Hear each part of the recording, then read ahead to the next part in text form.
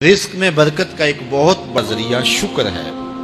ارشاد فرمایا لَإِن شَكَرْتُمْ لَأَزِيدَنَّكُمْ، اگر تم شکر کرو گے وہ تمہیں اور زیادہ عطا کرے گا، اور اگر تم شکر نہیں کرو گے وَلَئِن كَفَرْتُمْ، کفران نعمت کرو گے إِنَّ عَذَابِي لَشَدِيدٌ، تو پھر میرا عذاب بڑا سخت ہے۔ رزق کے اضافے کا ایک اور بہت بڑا سبب انفاق فی سبیل اللہ ہے۔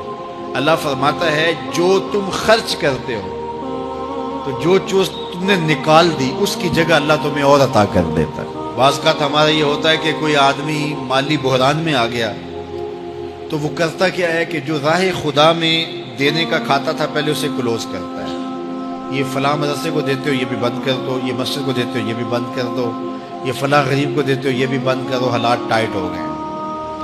لیکن 5 گاڑیاں ہیں تو 2 گاڑیوں پہ گزارا کر لیا جائے، پیٹرول بچے، یہ نہیں ہو سکتا۔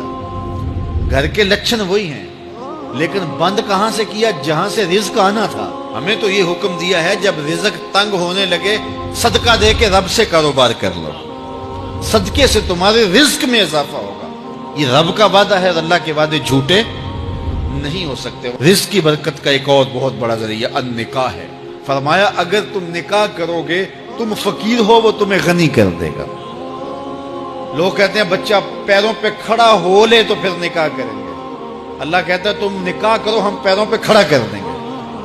ہمارا فلسفہ اپنا ہے، اس کا حکم اپنا ہے۔ وہ کہتا ہے ابھی تو یہ اپنے لیے نہیں کماتا تو جو آئے گی اس کو کہاں سے کھلائے گا؟ میاں جس نے آنا ہے اس نے اپنا رزق لے کے آنا ہے۔ تو بچوں کی شادیاں کرو اگر وہ جوان ہو گئے، رزق نصیب ہو۔ اپنے اہل خانہ کو نماز کے حکم دینے سے رزق بڑھتا ہے، کیونکہ جو صبح کا وقت ہوتا ہے یہ رزق کے بٹنے کا وقت ہوتا ہے، اور جس گھر میں صبح کے وقت لوگ سوئے ہوئے ہوتے ہیں وہاں بے برکتیاں ہوتی ہیں۔ تو طلوع فجر سے لے کر کے طلوع آفتاب تک اپنی اولاد کو، بیوی کو، بچوں کو نہ سونے دیں۔ اس وقت رزق بٹنے کے لمحے ہوتے ہیں۔ کثیر دعائیں مانگیں، تلاوت کلام مجید پڑھیں، اور نماز فجر مرد حضرات مسجدوں میں جا کے باجماعت ادا کریں، اور گھروں میں جو ہے وہ بیٹیاں بہنیں مصلے بچھا لیں تو اللہ کی رحمتوں کا نزول ہوگا۔ اب ایک حدیث میں رزق کے اضافے کا ایک اور نسخہ ارشاد کیا گیا۔ میرے حضور نے فرمایا جو شخص یہ چاہتا ہے کہ اس کے رزق میں برکتیں ہوں اور اس کی عمر میں اضافہ ہو تو وہ اپنے رشتہ داروں کے ساتھ سلوک اچھا کرے۔ رشتہ داروں کے ساتھ اگر اچھا سلوک کرو گے تو پھر تمہارے رزق میں برکت ہو۔ غریب ہیں تو ان کی مدد کرو، ان کی بیٹیوں کی شادیاں اپنے ذمے لے لو اگر اللہ نے آپ کو وسعت دی ہے، ان کی پریشانیاں بانٹ لو، ان کا قرضہ ہے تو اتارنے کی کوشش کرو، ان کو مشکلات سے نکالنے کی کوشش کرو۔ تم ان کو مشکلات سے نکالو گے اللہ تمہیں مشکلوں سے نکالے گا۔ تمہارے رزق میں بھی برکتیں ہوگی اور تمہارے مال میں بھی برکتیں ہوگی۔ فرمایا بہتر صدقہ وہ ہے جو ناراض غریب رشتہ دار کو دیا جائے۔ اگر وہ پھنس گیا ہے، مجبور ہے، ناراض ہے، تو اس کو اگر دیں گے تمہارا نفس اس میں شامل نہیں ہوگا، تو یہ افضل صدقہ ہے جو ہر صورت میں قبول ہی قبول ہے۔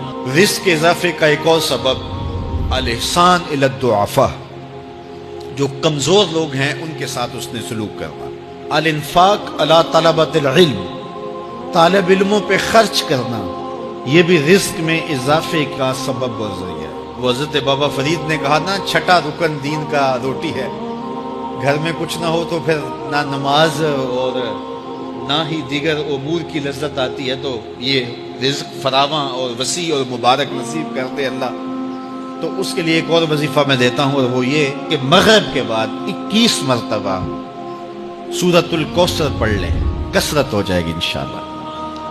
اول خدوشی پڑھ لیں، 5-7 منٹ لگتے ہوں گے، تو سورہ کوثر 21 مرتبہ روزانہ مغرب کی نماز کے بعد پڑھیں، اور اگر بہت زیادہ مسائل ہیں تو ہر نماز کے بعد پڑھ لیں، تو انشاءاللہ آپ دیکھیں گے کہ گھر میں برکتیں اترتی محسوس ہوں گی، انوار کا نزول ہوتے محسوس کریں گے۔ تو یہ وہ رزق کے اسباب ہیں، اگر ہم اختیار کر لیں تو ہم اللہ کی خاص رحمتوں کے حقدار ہوں گے۔